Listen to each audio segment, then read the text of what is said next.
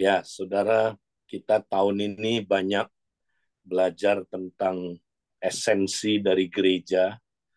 Ya, nah bagian saya, saudara, mulai bulan ini saya akan banyak menyampaikan equipping tentang apa kegunaan karunia-karunia, ya, apa karunia-karunia kita dan apa kegunaannya di dalam gereja maupun saudaraku di luar di masyarakat.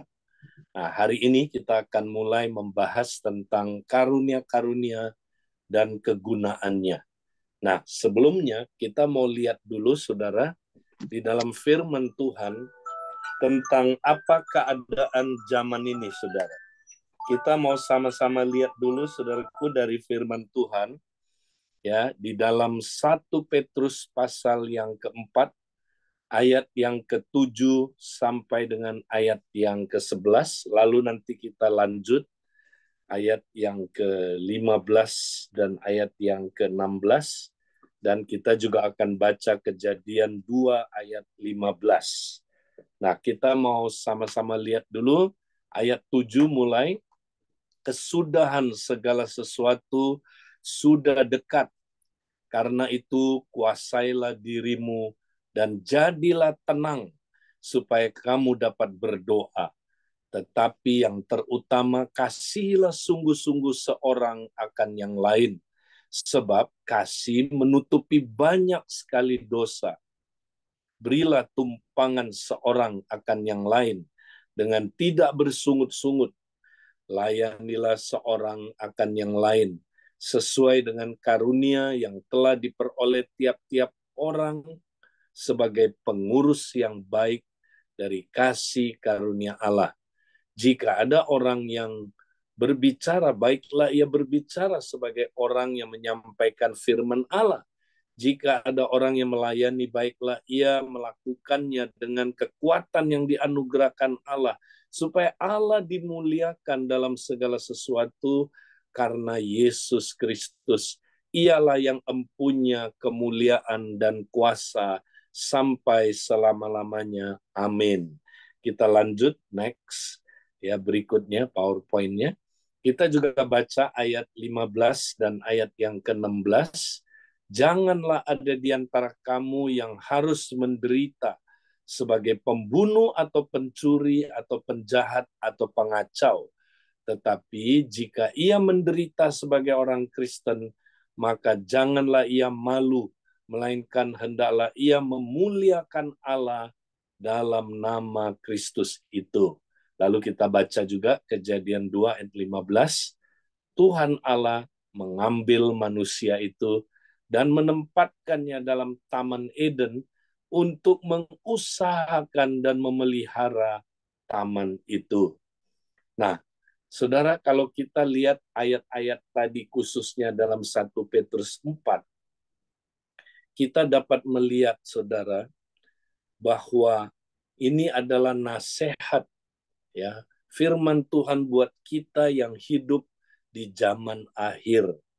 Di situ dikatakan, saudara, bahwa ya kesudahan segala sesuatu sudah dekat.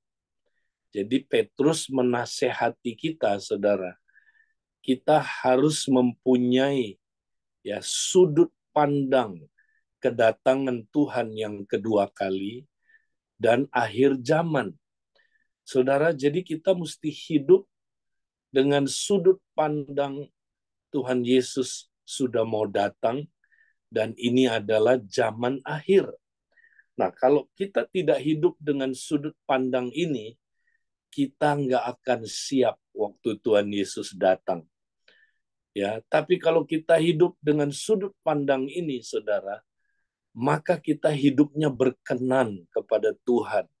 Saya percaya hidup kita akan berkenan kepada Tuhan di zaman akhir ini. Kemudian, saudara, kita pasti hidup berkemenangan. Sebab, saudara, di zaman akhir ini, hidup begitu sulit. Ya, inilah masa tersulit dalam sepanjang sejarah, saudara. Makanya kita nggak boleh main-main lagi. Kita mesti hidup sungguh-sungguh sesuai dengan kehendak Allah ini. Kalau enggak, kita enggak lewat, saudara. Kita tidak akan lewat di zaman akhir ini, saudara. Karena itu, kalau kita mau jadi pemenang, kita mesti hidup dengan sudut pandang Yesus sudah mau datang dan ini adalah zaman akhir. Ya, nah saudara, jadi saudara, mari kita lihat hidup di zaman akhir itu hidup yang bagaimana menurut nasihat Petrus. Next kita lihat saudara. Inilah yang dinasehati oleh Petrus buat kita, ya, supaya kita saudara bisa menjadi pemenang, bahkan hidup berkelimpahan di zaman akhir ini, ya. Hidup berkelimpahan itu bukan selalu kalau saudara kita pikirnya kaya, bukan. Hidup berkelimpahan itu hidup yang serupa dengan Kristus. Ya, kita bisa saudara hidup kudus seperti Kristus kudus. Kita hidup benar seperti Kristus benar. Kita bisa hidup penuh kasih seperti Kristus penuh kasih.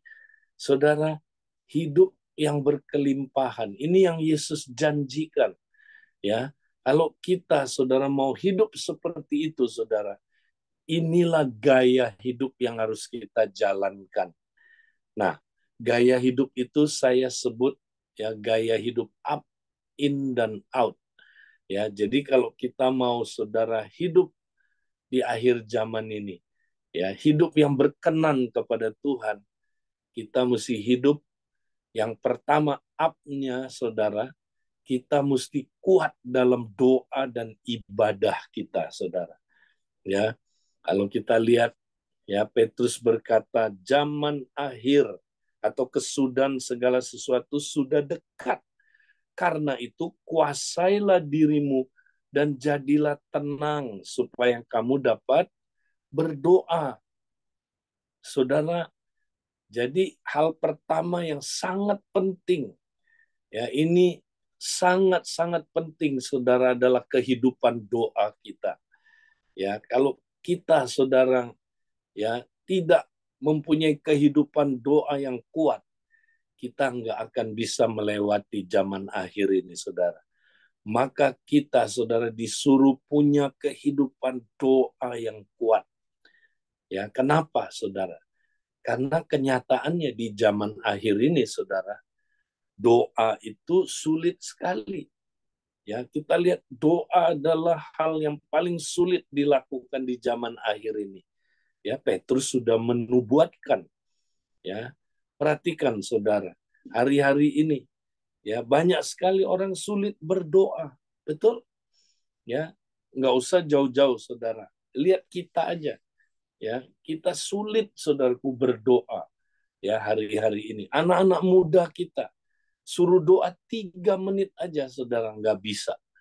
Ya, kenapa, saudara? Nah, Petrus sudah menubuatkan karena di zaman akhir ini, ya itu ada masa di mana ya dunia ini mengalami distraction. Nah, distraction itu gangguan, saudara. Gangguan yang membuat orang tidak tenang. Makanya, saudara, untuk berdoa kita perlu tenang. Makanya, saudara, kita perlu menjadi tenang. Artinya apa, saudara? Ya, hari-hari ini, saudara, kita hidup dalam kondisi yang nggak tenang. Ya, distracted. Hidup itu, saudara, dalam keadaan yang saudara tergesa-gesa. Kita hidup dalam kesibukan yang berlebihan, saudara. Nah, ini dia, ketergesaan. Makanya kalau kita enggak, saudara, menyingkirkan ketergesaan atau ya mengeliminasi ketergesaan, kita enggak mungkin berdoa, saudara. Dan kita kalau enggak berdoa, kita enggak mungkin bertumbuh. Ya, enggak mungkin, saudara. Itu sebabnya Dallas Willard berkata begini, saudara. Tantangan pertumbuhan rohani yang terbesar ya adalah apa? Ketergesaan, hurry, ya.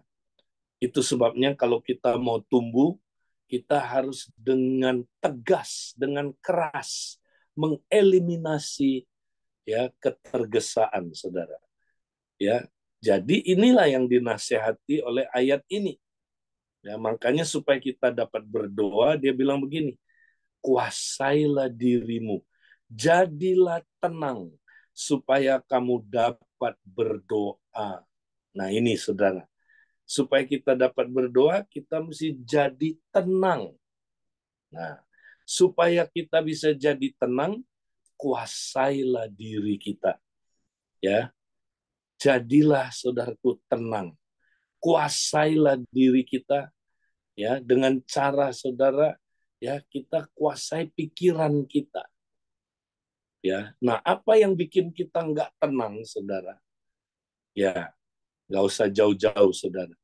Smartphone saudara, medsos yang saudara setiap hari lihat, itu yang membuat saudara nggak tenang hidupnya. Ya, makanya saudara, kalau saya bangun pagi, saya tidak mau langsung lihat medsos. Ya, nggak mau saudaraku lihat gadget saya untuk lihat YouTube, untuk lihat Facebook, untuk lihat Instagram, untuk lihat saudaraku WhatsApp grup saya nggak mau lihat itu dulu, saudara. Saya saat teduh dulu, saya doa dulu, saya kuasai diri saya dulu, supaya saya tenang, ya. Karena kalau udah lihat itu, udah nggak tenang, saudara. Nah, di situ. Kalau saudara udah lihat medsos saudara, langsung otak saudara kemasukan informasi-informasi ya yang membuat saudara sepanjang hari itu tergesa-gesa. Hidupnya akan tergesa-gesa. Saudara akan dikuasai oleh informasi ini dan itu yang menghalangi saudara nggak punya waktu lagi berdoa, nggak punya waktu lagi baca firman, nggak punya waktu lagi hubungan dengan Tuhan. Ini saudaraku serius banget. Ini yang Petrus ingatkan kita. Petrus 2000 tahun yang lalu sudah melihat ini, saudara. Bahwa kesudahan segala sesuatu sudah dekat. Karena itu, karena akhir zaman, kuasailah dirimu. Ya, jadilah tenang. Rupanya banyak orang tidak tenang hidupnya.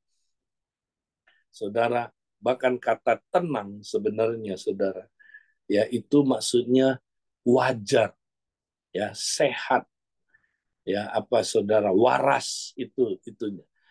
Ya kita mesti waras. Hidup sekarang ini saudara udah nggak waras.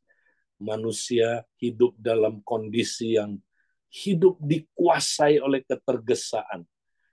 Mari saudara, kita mau terus praktek disiplin-disiplin rohani, khususnya doa, ya ibadah, tiap hari, saudara. Ini nggak boleh terganggu. Kalau ini terganggu, kita nggak akan pernah kuat menjadi orang Kristen yang bisa melewati akhir zaman ini, saudara.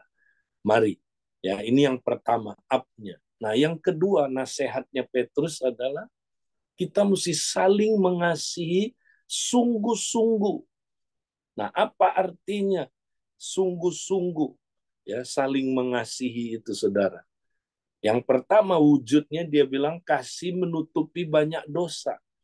Tandanya kalau kita saling mengasihi adalah kalau kita menutupi banyak dosa. Nah, menutupi banyak dosa itu artinya mengampuni. Ya, mengampuni banyak sekali dosa. Ya. Jadi tanda saudara saling mengasihi adalah kalau saudara terus-menerus mengampuni orang yang saudara kenal itu. Ya, kalau baru 1-2 kali itu belum terbukti saudara udah mengasihi dia. Ya, istri saudara, pasangan saudara, ya suami saudara, apakah saudara sudah sering mengampuni dia? Ya, kalau belum terbukti saudara mengasihi dia. Ya, apakah saudara terus mengasihi dia dengan mengampuni dia? Nah, itu saudara maksudnya. Ya, apa bukti kita saling mengasihi? Kalau kita memberi tumpangan seorang akan yang lain sambil dengan tidak bersungut-sungut. Ya, kita memberi tumpangan nggak? Kita menolong nggak saudara kita yang kekurangan, yang sedang ada masalah, saudara? Ya, kita memberi tumpangan. Ya, kita memberi dia, saudara, tempat home. Ya, nah itu saudara. Nah, kemudian yang lain lagi, bukti kalau kita saling mengasihi adalah kalau kita melayani dengan karunia-karunia kita. Kita saling melayani dengan karunia-karunia. Nah, ini yang saya akan bahas lebih dalam nanti. Saudara, inilah gaya hidup yang harus kita miliki di akhir zaman. Kalau enggak, saudara, kita akan menggenapi nubuat itu. Kasih kebanyakan orang akan menjadi tawar atau dingin, ya. Nah, karena itu banyak orang yang akan murtad akhir zaman, saudara.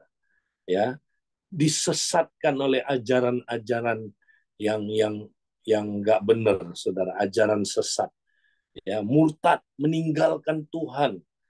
Ya, sekarang pun sudah mulai banyak yang murtad, saudara. Orang Kristen udah mulai jadi agnostik. Ada yang udah jadi apa, saudaraku? Ya, ateis, ya, atau nyebrang ke agama seberang, saudara. Ya, nah itu saudara karena kasih menjadi dingin. Ya, kenapa kasih menjadi dingin, saudara? Karena adanya apa, saudara? Lawlessness. Ya, adanya saudaraku, ya, apa, saudara? Karena pemberontakan, ya, lawlessness, tidak berhukum. Ya, hari-hari ini saudara zaman postmodern, ya, kita menghadapi tantangan ini, saudara. Ya, di zaman postmodern ini tidak ada kebenaran yang mutlak, saudara. Ya, tidak ada otoritas moral itu dari Tuhan. Ya, yang menentukan benar tidaknya bukan Tuhan, saya. Ya, jadi kalau menurut saya homoseks benar, ya, ya itu menurut kamu dosa, menurut saya enggak, ya kan? Homoseks itu benar menurut saya, ya. Menurut saya LGBT benar, ya. Jadi saudara, kalau ada yang bilang, ya, firman Tuhan bilang itu nggak benar, dosa. Wah, nggak benar itu. Mereka nggak percaya, saudara. Lawlessness, ya, tanpa hukum. Itu zaman postmodern, saudara. Manusia dibawa hidup makin egois. Saudara, makanya kita mesti, saudara, ya, kuat, saling mengasihi, dan juga melayani dengan karunia-karunia kita. Ya, nah kemudian nggak cukup, saudara. Outnya kita mesti apa, saudara? Ya, dikatakan kita mesti jadi saksi di masyarakat. Kita mesti menghadirkan kerajaan Allah, nilai-nilai kerajaan Allah, kuasa kerajaan Allah, kebenaran, ya, di dalam, saudaraku, masyarakat. Dengan apa, saudara? Dengan menggunakan karunia-karunia kita. Nanti kita lihat. Jadi, saudara, dari gaya hidup up in out ini, ya, kita harus tahu, saudara, bagaimana kita hidup di zaman akhir. Nah, ternyata salah satunya, saudara, hidup di zaman akhir adalah kita mesti menggunakan karunia-karunia kita, ya, ke dalam, di dalam gereja, dan kita juga mesti gunakan karunia-karunia kita di luar gereja, di masyarakat. Nah, jadi dari sini, saudara, kita tahu apa kegunaan dari karunia-karunia. Nah, hari ini saya mau sampaikan ada dua macam, ya, ada dua kegunaan karunia-karunia, saudara. Ya, yang pertama, kalau kita bisa lihat, ya, bisa ditampilkan lagi PowerPoint-nya. Nah, 1 Petrus 4 ayat 10 bilang begini, saudara. Layanilah seorang akan yang lain, sesuai dengan karunia yang telah diperoleh tiap-tiap orang sebagai pengurus yang baik dari kasih karunia Allah.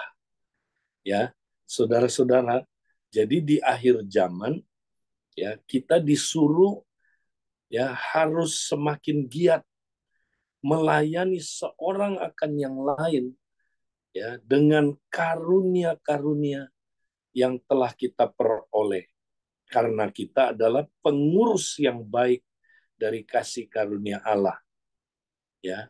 Jadi saudara, kalau kita lihat di sini saudara, ya kata pengurus, kita semua mempunyai karunia.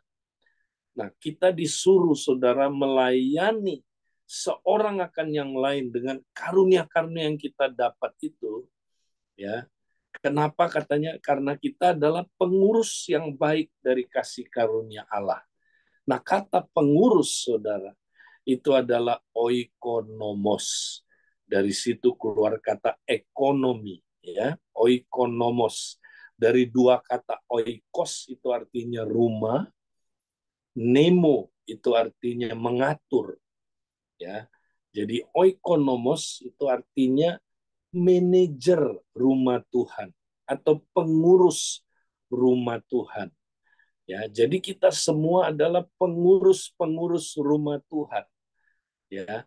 Nah, sebagai pengurus rumah Tuhan kita harus ya menjadi pengurus yang baik ya.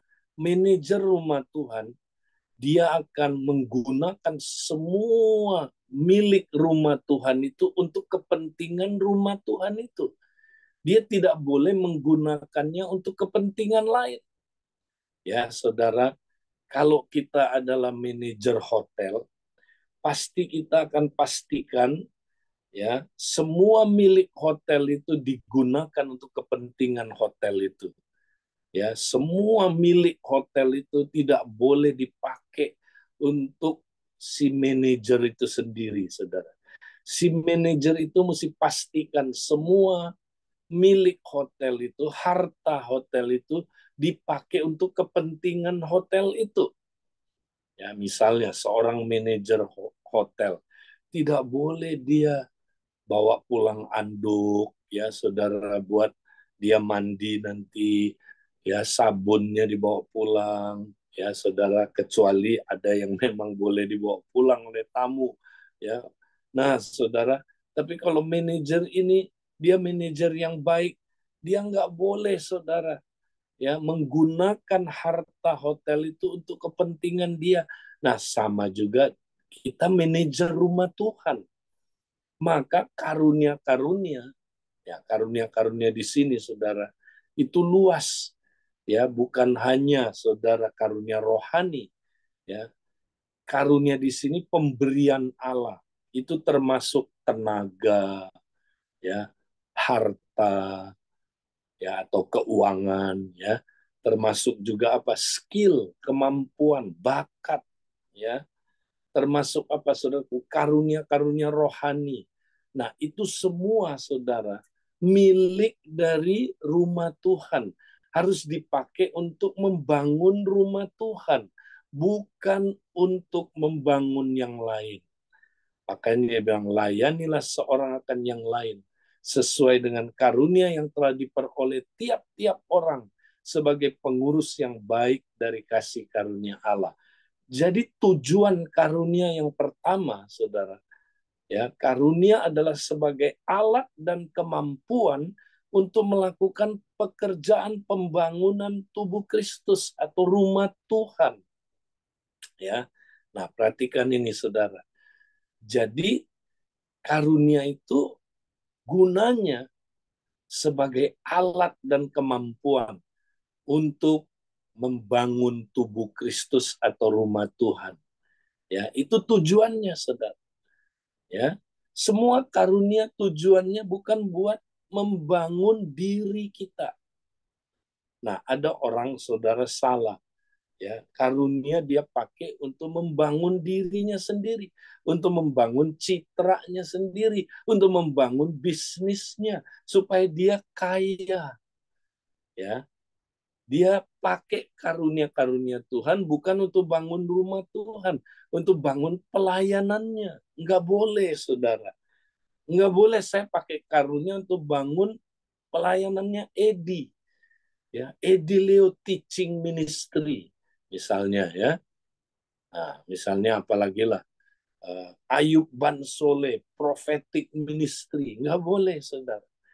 Itu bukan untuk bangun pelayanan kita, juga bukan untuk bangun prestasi prestisenya gereja kita, ya, supaya Abba Love lebih terkenal, lebih baik dari yang lain dalam pengertian apa, saudara?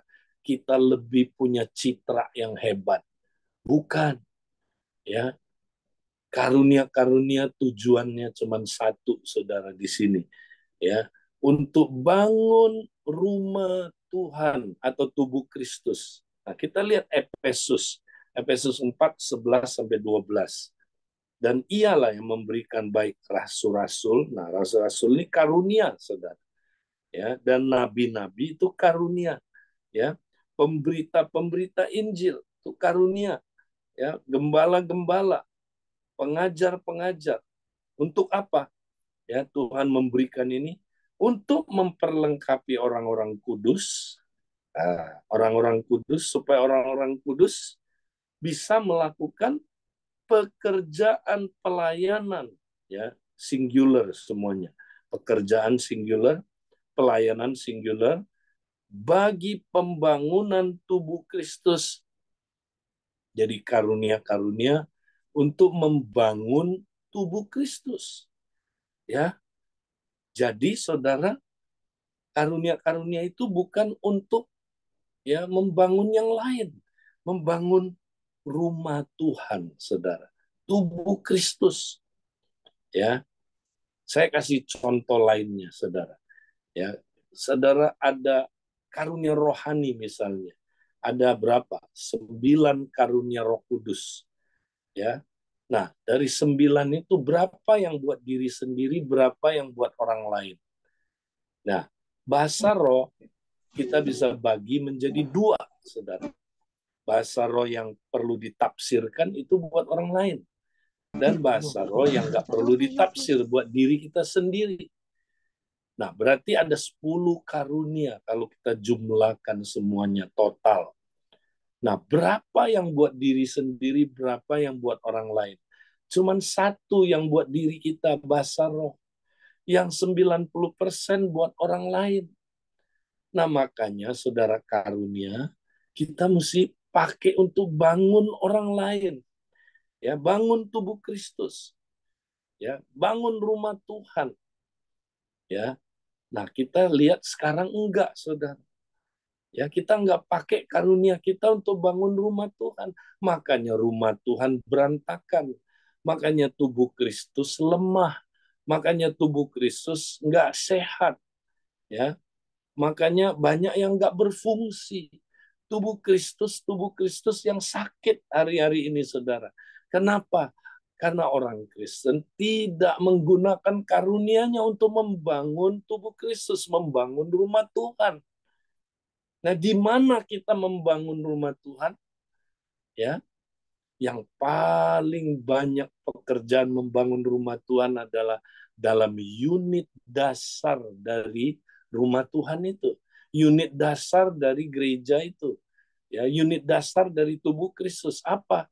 Komsel, itu unit dasarnya. Di situ kita membangun rumah Tuhan, saudara. Ya, kita di situ, saudaraku, mesti pakai semua karunia yang Tuhan berikan pada kita, bangun rumah Tuhan. Makanya komsel, kalau saudara lihat, ya, itu komsel-komselan kebanyakan. Ya kan? Komsel itu kebanyakan apa, saudara? Acara hari Minggu dikecilin. Makanya nggak kuat hadirat Tuhan di situ. Ya, nggak banyak terjadi transformasi. Ya, saudara, komsel malah saudara banyak yang jadi tempat apa, saudara, ya, bukannya rumah Tuhan yang kudus tapi jadi sarang penyamun, ya. Nah, kenapa, saudara? Karena kita nggak bangun komsel itu, ya. Kita hadir, saudara, kita cuman, ya, apa, saudara, mau menikmati, kita nggak pernah pakai karunia-karunia kita. Mari, saudara, kita pakai karunia-karunia kita, bangun rumah Tuhan, supaya rumah Tuhan jadi. Nah, itu tujuan pertama dari karunia.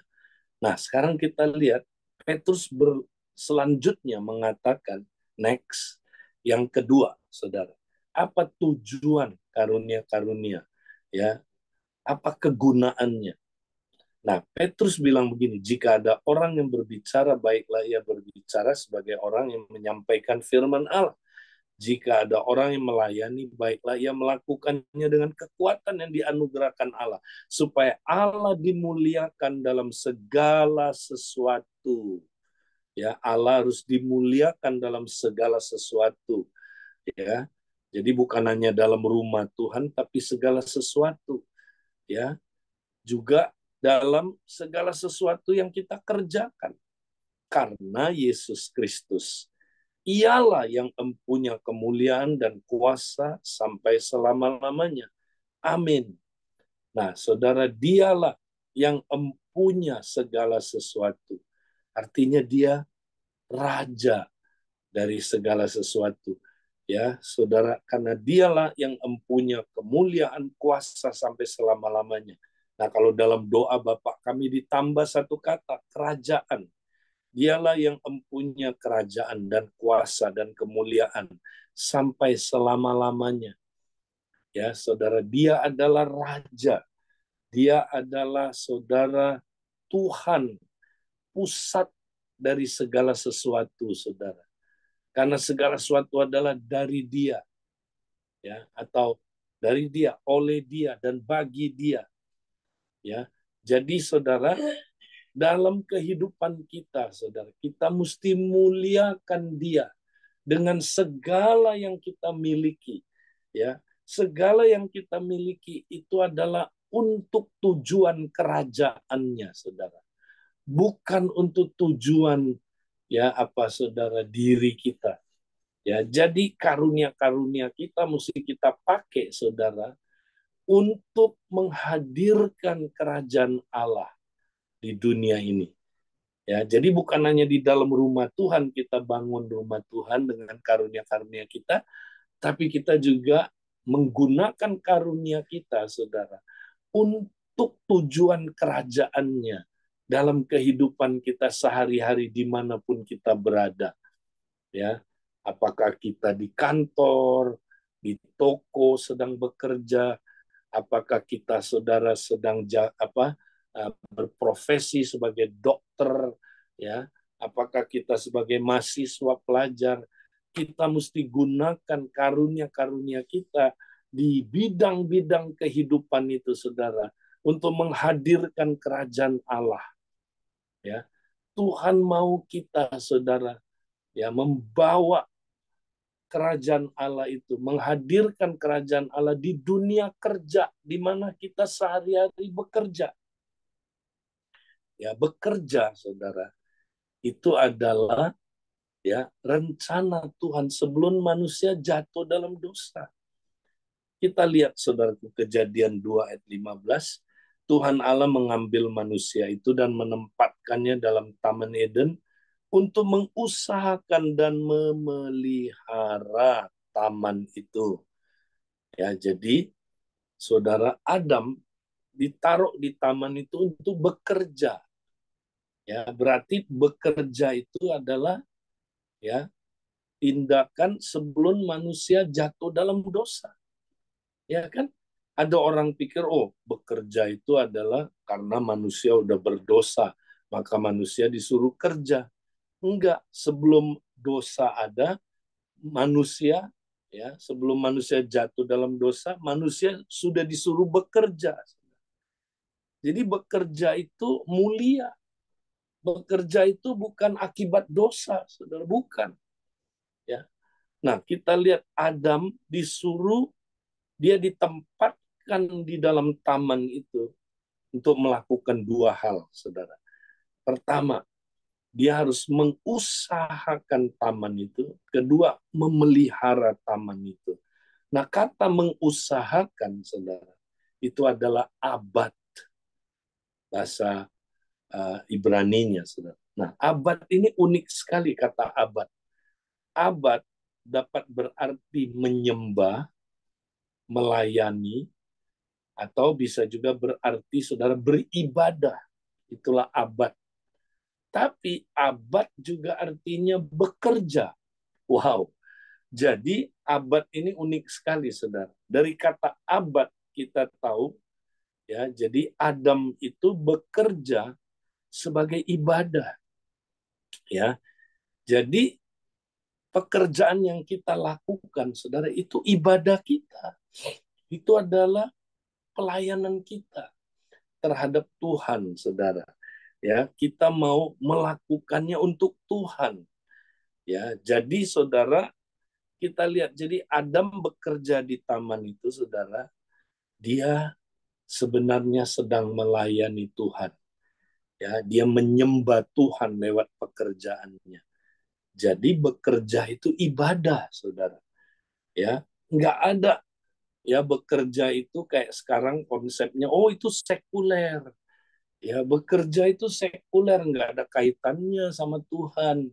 Ya, bekerja yang sekarang itu, saudara, itu yang kita lihat ya sudah salah konsepnya, saudara. Nah, jadi Adam disuruh bekerja, mengatur supaya semua ciptaannya Tuhan, Taman Eden itu jadi baik. Ya, baik di situ artinya ya sesuai dengan rencana Tuhan. Ya, baik itu artinya tidak ada dosa, tidak ada kejahatan, ya, tidak ada penyakit. Ya, waktu dulu nggak ada penyakit, saudara. Tidak ada kematian, ya, tidak ada pembusukan. Ya, Adam disuruh, saudara, jaga ciptaannya Tuhan supaya tetap baik. Nah, demikian juga kita hari-hari ini, saudara. Adam gagal, maka kita disuruh, saudara, ya, melanjutkan pekerjaan itu, ya, bersama dengan Yesus, Adam yang kedua. Ya, kita, saudaraku, ya, disuruh mengusahakan ciptaan Tuhan. Kita mesti jaga supaya dia tetap baik, tidak ada kejahatan. Nanti satu saat, saudara, tidak ada lagi dosa, ya, tidak ada lagi, saudara, penyakit, tidak ada lagi kematian kalau Yesus datang kembali nanti. Tapi sekarang pun kita disuruh mengusahakan ya semua domain-domain kehidupan ini, area-area kehidupan, supaya apa, saudaraku, kita menjaganya tetap baik. Nah, yang kedua, kita disuruh memelihara taman itu, saudara. Nah, kata memelihara sebenarnya lebih tepat menjaga. Kata menjaga adalah syamar, ya, melindunginya, menjaga. Nah, ini sama kayak waktu manusia udah jatuh dalam dosa, Adam diusir, taman itu dijaga oleh malaikat dengan pedang yang bercahaya. Nah, kata menjaga di situ sama, syamar. Ya, syamar artinya melindunginya, menjaga. Nah, pertanyaannya, kenapa taman itu yang udah baik perlu dijaga? Ya kan? Kenapa perlu dijaga oleh Adam? Nah, saudara, itu perlu dijaga karena apa, saudara? Karena Tuhan dalam kemahatauannya, dia tahu bahwa satu saat setan jatuh, saudara.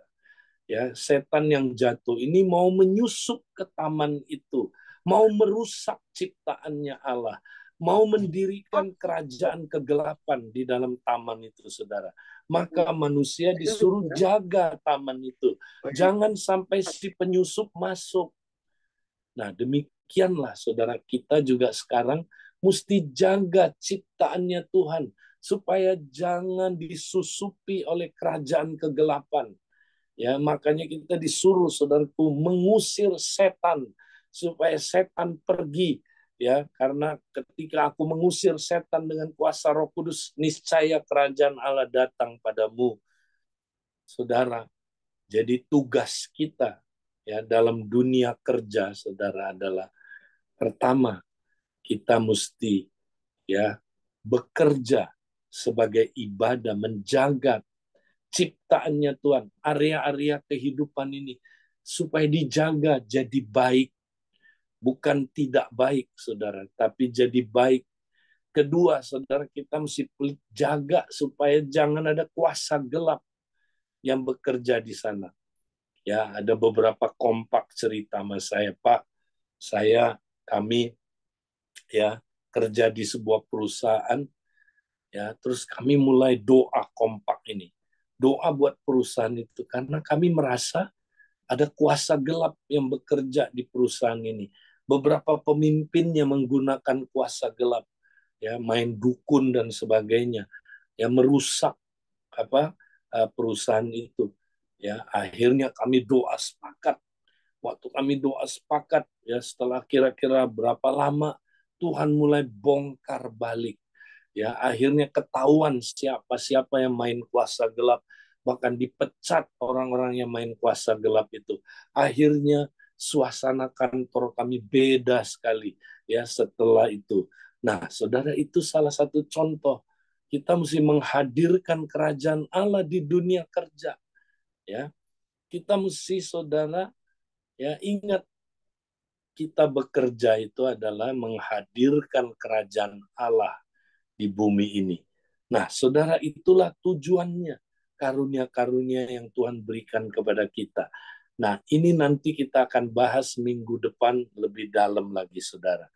Nah, jadi tujuan karunia itu sekali lagi ada dua. Pertama, sebagai alat kemampuan untuk melakukan pekerjaan pembangunan tubuh Kristus atau rumah Tuhan.